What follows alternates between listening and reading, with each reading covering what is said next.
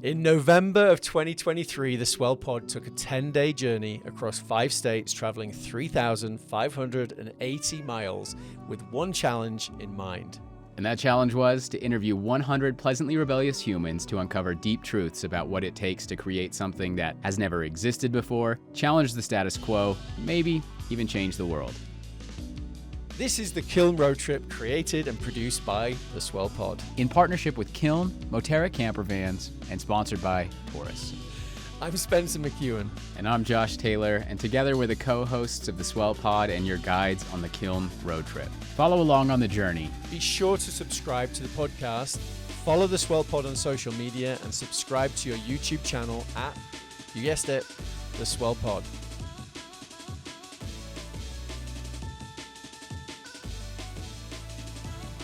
This is interview 3 of the Kiln Road Trip, and today we're at Kiln Park City talking with Kevin Williams. Kevin is the founder and president of MadBrains. MadBrains.ai is your fractional CAO and offers a wide range of LLM services to help businesses of all sizes improve their efficiency, effectiveness, and customer experience. Thanks for tuning in. We hope you enjoy. So real quick, to get us into the swing of things, could you give us a Reader's Digest version of your life? Oh my goodness. So I've been a compulsive entrepreneur for 10, 15 years or so. I've been involved in 7 different startups. Moved to Park City from Washington, D.C. after spending almost 20 years in Washington, D.C. About 7 years ago, mainly for quality of life, but also for quality of people. And this is found a place where I wanted to be and charged forward with it. Where did you grow up in your family? Tell us a bit about that background real quickly. I grew up in Arizona, so I was a Western guy. And for a period of my life, I actually ran dive boats in the Bahamas. Met my wife as a passenger on a dive boat. She turned out to be a federal attorney. So I ended up in Washington, D.C. for a while and had to buy shirts and pants and things like that, which was a travesty. Yeah, I did all kinds of things. I enforced U.S. trade policy abroad, calculated tariffs, and then after I went to business school, I became involved in the startup community as a bit of a venture operator.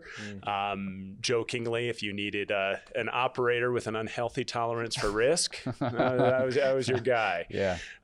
So I worked in the venture and angel community in D.C. for a long time, and then got the bug to starting my own businesses, many of which were oriented around digital marketing or product marketing. So I started buying patents or licensing patents and building brands on top of those patents. And frankly, I got pretty lucky with some of them. I ended up selling one of my brands to Walmart and Costco. I ended up on Shark Tank. No way. All of the silly things that... What was the product? It was called Brush Hero. It was a water-powered turbine brush that you use to clean wheels and tires and small children, whatever. Small children. Soft brush for the small children. I have totally cleaned my children with the Brush Hero. But it was a fantastic experience. I exited that company right before COVID, which in retrospect, maybe COVID would have been great for that because everybody was at home cleaning cars. It's okay. And then I stayed as an operator for a private equity funded direct-to-consumer business, actually based in the UK, that sold men's intimate trimming equipment. Okay. Yeah. Oh, we could have a conversation about what led to that and all sorts of things, but maybe not. Maybe not. We could get into it, yeah. This is actually, I think, I might be wrong about this, but I think now our second guest that we've had on our podcast that was on Shark Tank. Yeah. Wasn't Bo Euler on Shark Tank as well? Yeah, that's right. Yeah, he was from Enlisted Design. Yeah. But that's fantastic. Wish we had longer to go into all those things. There's a secret, fascinating. There's a secret Shark Tank society. There's a group of over 900 Shark Tank CEOs who get together once a year under a pseudonym name in Las Vegas, and we have our own private conference. That's amazing. So a community, really. It's a community. Right? It's a real community, and it's a strong community that shares that commonality of having been on that show and gone through the experience. Very and it ranges interesting. from solopreneurs who are doing things out of their kitchen table to 9-figure companies that are rampaging along globally. Whoa. So the name is a secret name. The name's a secret name. The name's a secret name. The secret Shark Tank. Yeah. Okay. So tell us, what triggered your biggest passion that you have right now? And I know that you have Multiple businesses. I know you have multiple businesses, but honing in on whether it's the handwritten piece that but also the what's it called? The MadBrains. The MadBrains. Tell us So- what triggered it. What got you to those two places? I was definitely in the right place at the right time. I was leaving that private equity gig that I was doing last year, just from complexity. Running a UK company from Utah proved to be as complicated as it sounds, and lifestyle-wise, it wasn't a good choice for me. So I left, and I left within days of the launch of GPT and the large language models, and that just hit the ground for me with just this enormous sense of opportunity. I had this moment, like from Dustin Hoffman in The Graduate. There's this moment where his dad looks at him and says, "The future is plastics." And I absolutely had that moment, and it was as a digital marketer, I frankly was a little bit young to appreciate the benefits of Web 1 and browser launched businesses. I wasn't really involved as a digital marketer in the mobile revolution. So I feel like I missed those. And I keenly feel like I'm not going to miss this one. So I essentially dropped most of the things that I was working on to focus in on LLM execution, just believing wholeheartedly that it's going to change the way that we do business. Tell us what that is for our audience. I am, in general, I am a strategic advisor at the moment to a number of different companies, but under the umbrella of a company called MadBrains.ai, I both operate my own LLM brands, and I'm serving as an advisory component, essentially a strategic consultant to mid-market companies on how they need to be deploying AI.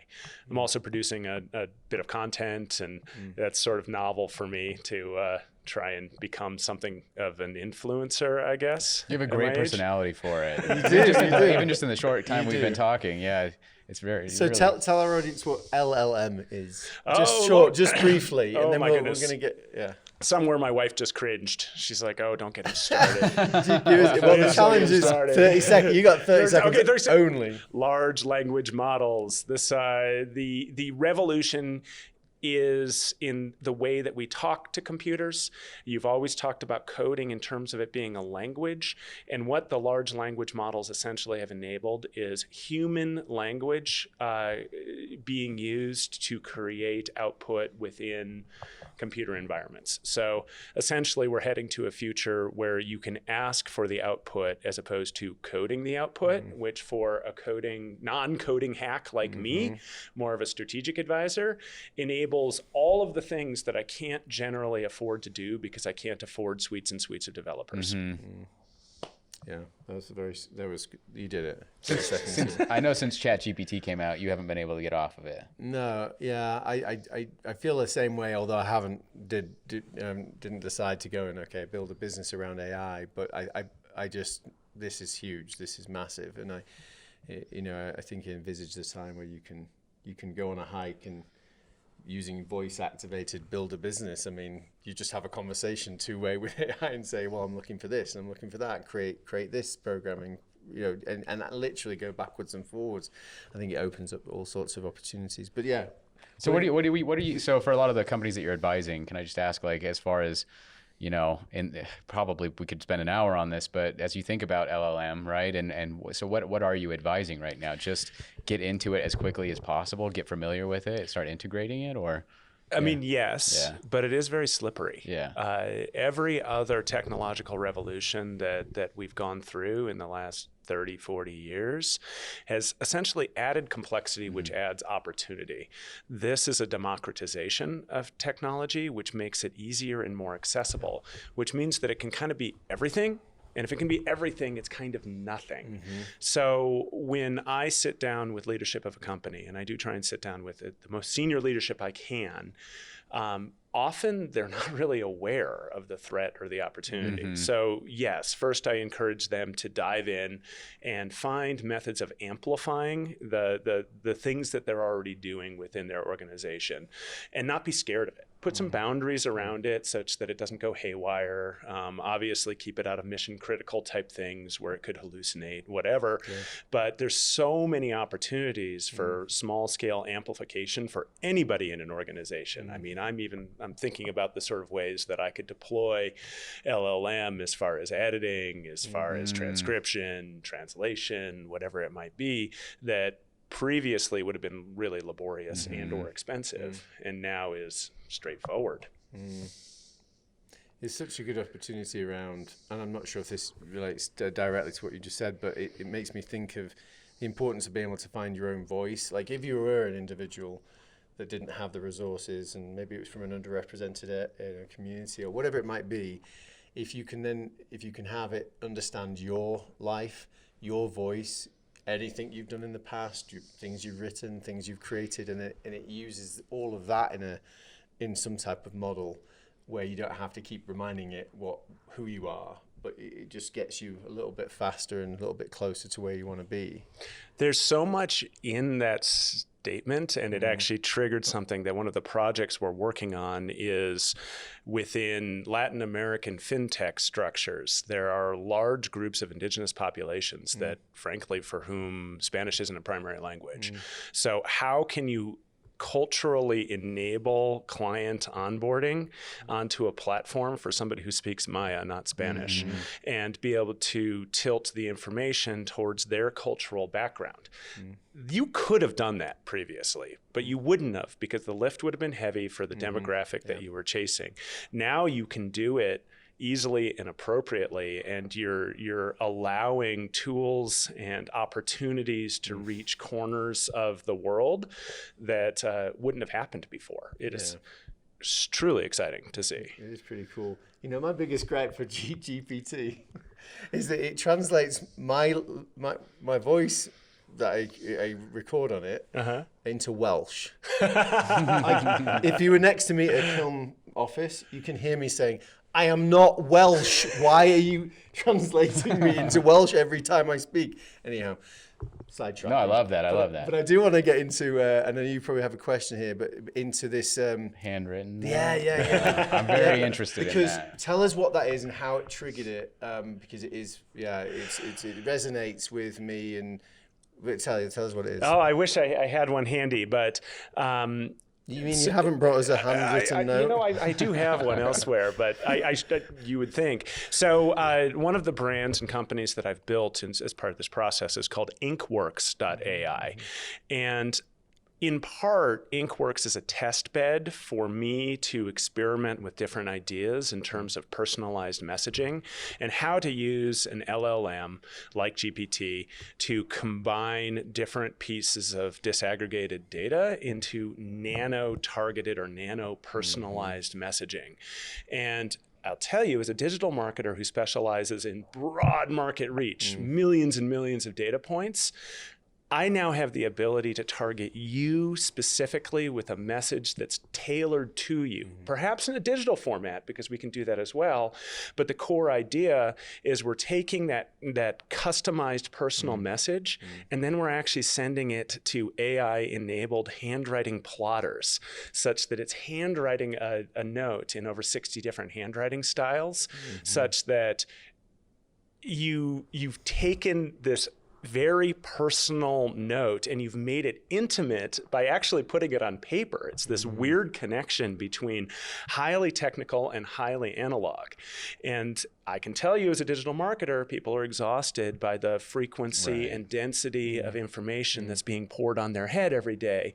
And when you can hit somebody at the right time, at the right moment, I just got marketer chills. Like if you could hit them right then and there with a note, that they will open it. I promise you, they will open it. They will give you that click. They will give you that view.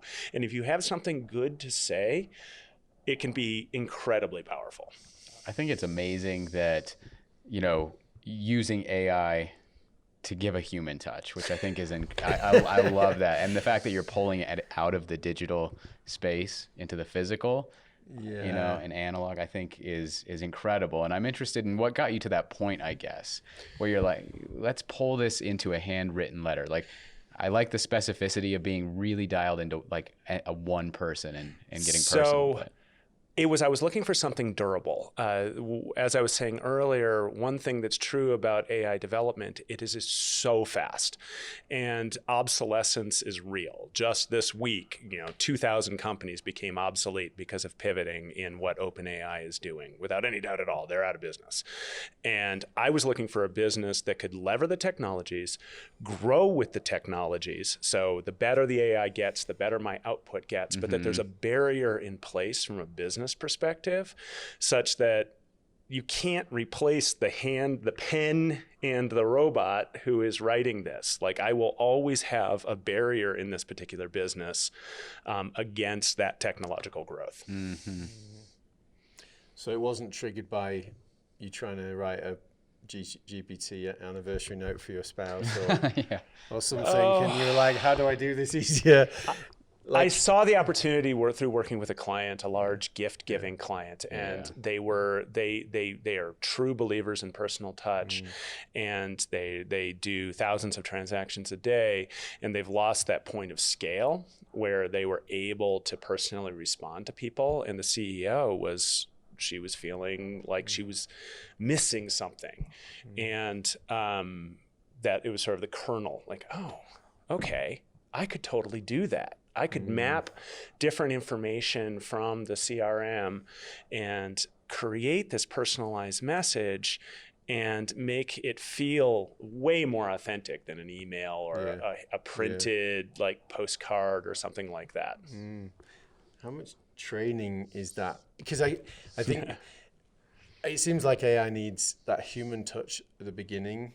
Well, okay, you might start with the data, but ultimately, like, input from the human at the beginning, human at the end, not necessarily just for quality checking that there's not any hallucination or all sorts of other issues with it, but also just that it is thoughtful. Because as soon as people realize that you're using AI, it's like, means a little bit less potentially. Same thing for handwritten. After the novelty wears off, maybe everyone's receiving handwritten things from AI. What we'll be left with is how meaningful is this? How well does it hit the note? Nail on the head with. I don't know. Well, it's almost like you can't even. Sorry, it's almost like you can't even. You're gonna get to that point with anything AI. It's, right? It's like, can I tell the emails that you send me that aren't generated in ChatGPT? Or I have never done that. Yeah, no, I don't believe that. Sorry, go ahead. Yeah. I think it's. There's going to be an uncanny valley with a lot of this stuff, and you have to be very careful with it such that it has the right intent and it's amplifying the right parts of the customer journey and the customer data that's making that customer or that individual feel special, and it's not just form done. To be honest, the way that our machines are built, it would be very hard for somebody to actually recognize. I mean, it's a pen. It's being held. If I did 100 letters with the exact same message, they would be 100 different letters because it introduces variability at each pen stroke.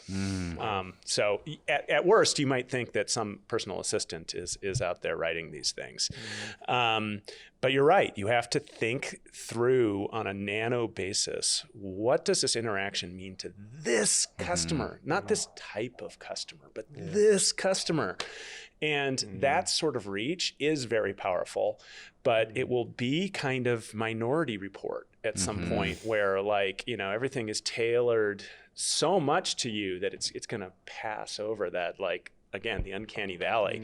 And I think that there will be some resistance from people, but they're still going to open their mail. Yeah, no, it's fascinating. I know we wish we had longer. Yeah, it's pretty incredible, I think, what you're up to. So, you know, on these podcasts, we ask, this is all about our journey, you know, and speaking with other entrepreneurs, creatives, innovators. And, you know, one of the main questions that we like to ask just to see how different people answer it is, you know, if you were to create something, take an idea and turn it into something real, create a movement around it, something that maybe has never existed before. What do you think that takes? What do you think you have to have inside you? And yeah, what advice might you give? Before we get into the rest of the episode, we want to thank the partners and sponsors who made the Kiln Road Trip possible. The Kiln Road Trip is brought to you by Kiln.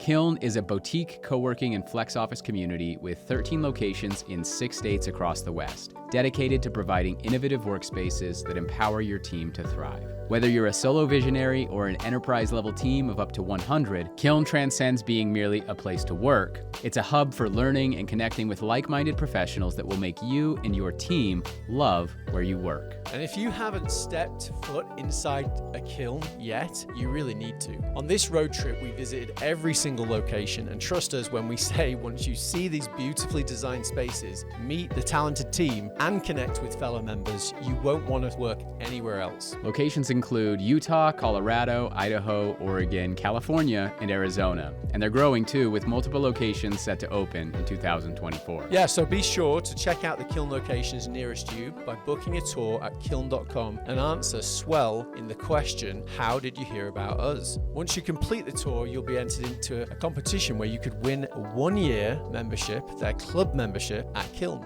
Yep, you heard that. That's Kiln.com, book a tour, and be sure to mention Swell in the question, how did you hear about us? The Kiln Road Trip is also brought to you by Moterra Campervans, a luxury campervan rental company for iconic road trips. Their top-of-the-line vans are available at 7 locations located near America's best outdoor adventure destinations. They have consistently earned the highest customer ratings in the industry, making Moterra Campervans your gateway to adventure without sacrificing on comfort or service. That's true, and initially we wanted to take this journey in a 1960s VW bus, but thankfully we found Moterra instead. With 3 van options, we took the Pop Top Classic, which sleeps 4 and is best for those who want to maximize floor space and storage. This was critical for us because it needed to sleep the entire crew, we needed space to edit, and we were traveling with large amounts of equipment, luggage, and, other goodies that we picked up along the way. And this van took us through all 3,580 miles of the trip. Super comfortable and sweet to drive. And actually, Moterra offers fully planned itineraries if you'd rather leave the planning to someone else. Visit gomoterra.com/swell. That's gomoterra.com/swell. This episode is also brought to you by Taurus. Taurus is leading the charge in home energy storage. Taurus makes it easy to achieve energy independence and a greener tomorrow. The Taurus Station provides everything you need to generate clean power, efficiently store electricity, and easily manage your energy use. And installing a Taurus station offers plenty of benefits, including save money on your electricity bill, also ensure energy security with backup power during outages, reduce carbon emissions with renewables. You can also automate EV charging and HVAC systems with 100% renewables, and enjoy unrivaled system monitoring and support. If you like the sound of those benefits, get a quote to build your Taurus station in less than 30 seconds. Super easy at taurus.co. That's TORUS.co. Now, let's get back to the episode.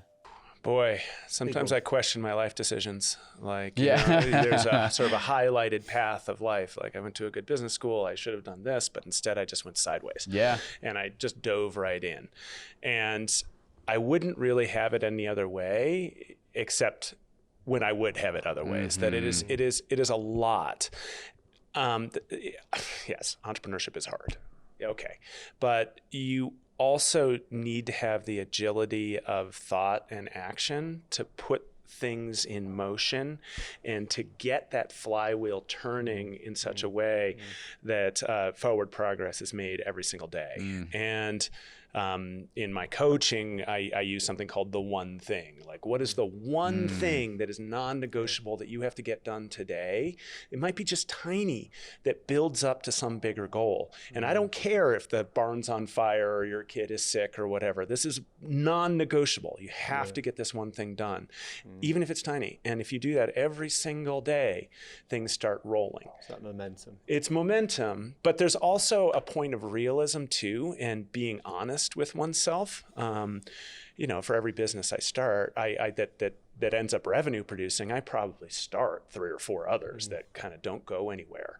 And I am stubborn. So sometimes I have to know when it's time to let it go. And I'm pretty data oriented with other people, but myself, I'm very emotional.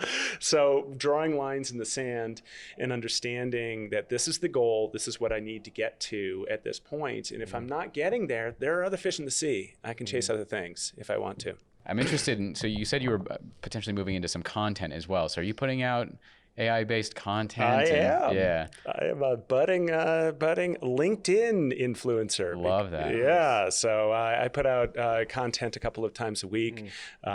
You guys are professionals, so it might be sort of cringe, but I've built a little video recording studio in my house with a proper green screen. That's cool. And my focus isn't on, wow, cool, look at it, write a letter. It's about leadership frameworks and practical things that senior business leaders need to know about AI.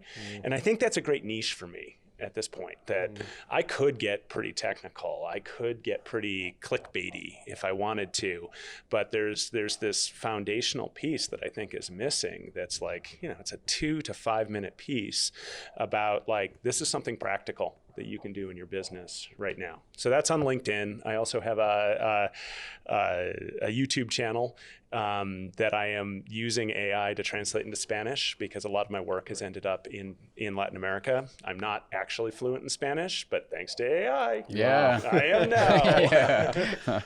That's fantastic. Yeah, and anything else that you'd like to plug as well? No, not really. I mean, there's a lot of stuff that's going on. I mean, Kiln has been super meaningful to me.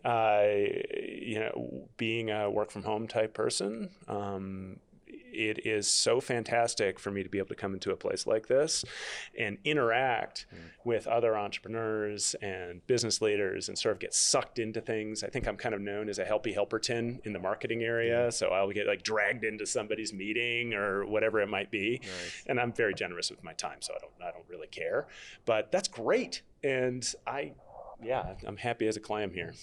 Yeah, that's awesome. Fantastic. I like those collisions and those connections are really valuable, right? Working from home you can focus on stuff, but then you never get, this personal kind of connection. So thank you so much for being on the podcast. Anything else? No, really appreciate it. It was great chatting with you, and I'm gonna try to find that Shark Tank episode. Oh boy. So I've probably watched it. I binge watch them like from time to time. Every couple of years, I'll just like watch lots and lots. I've probably seen you. Oh, it's so cringe. Oh, it's so cringe. I wanted to. They offered us money. That line in the sand, I clearly wanted to take it, and my partner was like kidney punching me, like, no, we agreed that we're not going to go over that line. So we walked away from the money. That's good. Spoiler. No regrets, though. Oh, no regrets. Yeah. No. Given what I know now, no regrets. Awesome. Wonderful. Thank you. Thank you so much. All right, guys. Thanks for tuning in to today's episode of the Kiln Road Trip. Be sure to follow along on the rest of the journey, and you can do that in 2 ways. 1, subscribe to the podcast, whether you're listening on Apple, Spotify, or maybe even watching on YouTube, and follow along on all of our social media platforms, whether you're on LinkedIn, Instagram, Facebook, Twitter, or TikTok, @the Swell Pod. Thanks again, and we'll see you in the next episode.